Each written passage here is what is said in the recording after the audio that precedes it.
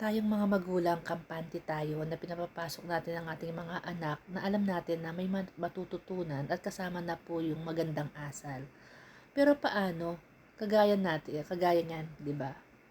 Alam mo, pinapasok mo yung anak mo para may matutunan, may kasama na po yung magandang pag-uugali. Pero ang itinuturo pala ng guro is pagkawalang modo, pambubuli, pambabastos sa mga nakakatanda. Yun naman ang isang teacher. Nababasa ng mga estudyante, siya, mismo sa kanya manggagaling, di ba?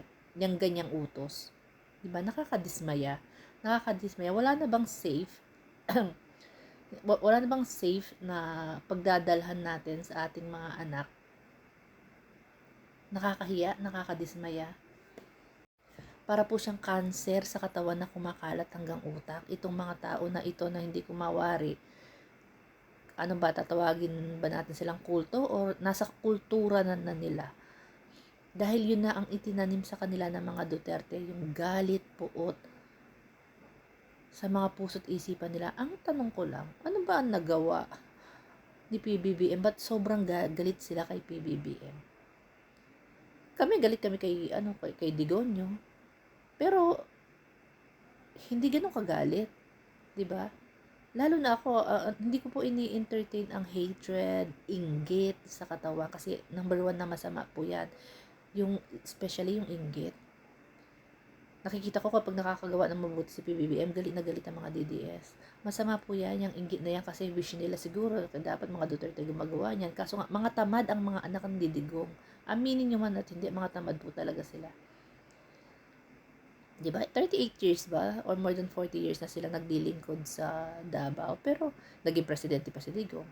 Pero, bakit hindi umuunlad ang Davao? Bakit lagi silang nauungusan ng Cebu? Cebu. Diba? Binabaha pa rin sila. Wala silang flood control. Diba?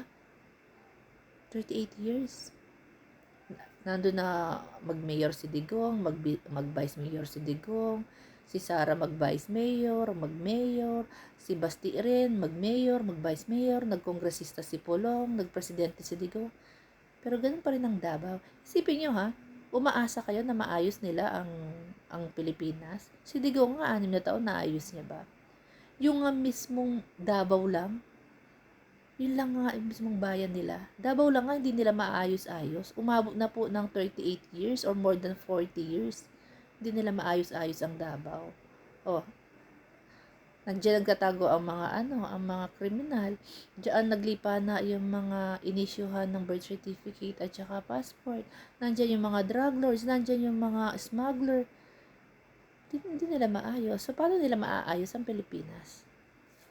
So anyway, balik po tayo dito sa mga guro na ito, na mga walang modo. Actually, po mga guro, yung mga ibang mga guro. May mga ibang mga guro po talaga. Tama si Auntie Claire na may mga gurong nagtuturo lang. Basta na-deliver na nila, naibigay na nila, tapos na ang trabaho nila. Ganun naman, di ba? Ganun naman kahit naman nung mga batang 90s, kapag tamad ang guro na magturo, okay, na lang, puro na lang kayo sulat sa notebook. Kasi tinatamad ang guro, sulat. Oh, okay, copy nyo to. Sige, write this. Yun lang, puro maghapon nagsusulat. Ang sakit sa kamay. Ganun naman talaga, 'di ba? Aminin natin at hindi. Pero napaka-reklamo ng mga guro, tapos rereklamo sila na ang baba-baba ng sahod namin.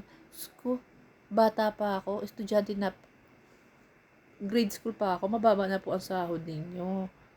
Alam na namin yan. Taon-taon, itinataas naman yung sahod ninyo. Pero, choice nyo yan. Bakit yan ang kursong kinuha nyo? Ba't pinili nyo pa rin magturo? Bakit nyo pinili pa rin na mag-aral ng edukasyon para makapagturo? Ang daming course, ba't di kayo nag-nurse? Ngayon, ngayon nagtuturo na kayo, magrereklamo kayo na mababa lang ang sahod namin, kaya may mga nag-a-abroad. Hindi lang naman mga teacher ang gusto mag-abroad. Kahit doctors, engineers, lahat po ng sektor. Lahat ng mga Pilipino gusto mag-abroad kasi sa currency mas mataas po. Doble, triple, quadruple ang sahod. Siyempre sa currency, 'di ba? Hindi lang naman teacher gusto mag-abroad. Mga ibang bansa. Almost majority ng mga Pilipino gusto, syempre, doble ang kita. And yung mga benefits, madadala mo ang family mo. So ngayon, nagre-reklamo kayo, teacher kayo, ang mababasahod, tapos kami pa sinisisi. Ba't yan ang kinuha niyong kurso? Wala naman namilit sa inyo. Pinilit ba kayo ng gobyerno? Pinilit ba kayo ng mga estudyante na yan ang kunin ninyo na kurso? Kayo mismo, alam nyo na, from the very beginning, mababa ang sahod ng teacher. Pero, in fairness, hindi na sila mababa. Hindi na kayo mababa ang sahod. So, huwag kayong reklamo ng reklamo. Choice nyo yan. Ang daming dapat kursong kunin. Ba't hindi yun ang kinuha nyo? Tapos nga nagre-reklamo kayo sa gobyerno, sa amin. Naniniwala ako kay Auntie Claire. May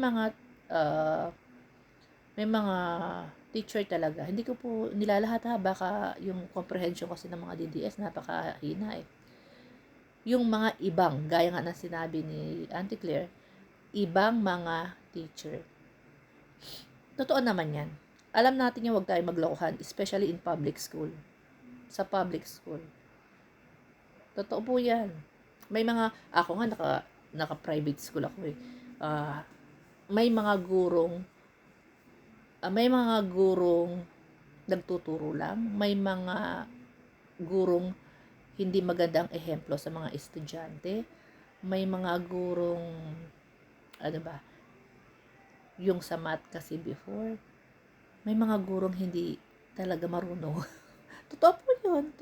Ako, sinasabi ko based on my experience. Based on my experience, kayo. So, kanya-kanya tayo naging experience nung tayo ay estudyante. And alam natin yan, huwag po tayong maglokohan. Huwag tayong maglokohan. Alam natin yan, kung ano ang kapasidad ng mga guro natin. Ako nga, nung minsan, nagbigay ako ng problem solving sa guro, hindi niya masagot. Kasi ako hindi ko siya masagot. So, gusto kong maintindihan. Hindi niya rin mapaliwanag ng maayos sa akin. Diba? Meron naman mga bad influence talaga ng mga teacher din na nakikipag-inuman, nakikipag-jamming sa mga estudyante nila. That is bad influence, diba? Totoo yan sinasabi ni Attorney Claire. Wag po tayo maglokohan kasi ako na-experience ko yan. At kung sinisisi nyo, teacher kayo, mababasahod nyo, sa inyo isisisi lahat, bakit kayo yung course na yan ang kinuha ninyo? Huwag nyo kami sisisihin kasi choice nyo yan eh. Diba? Pinili nyo yan eh.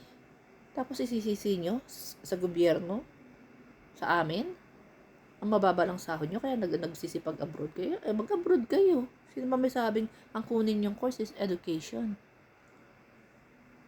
Ang daming choices. Ang daming option.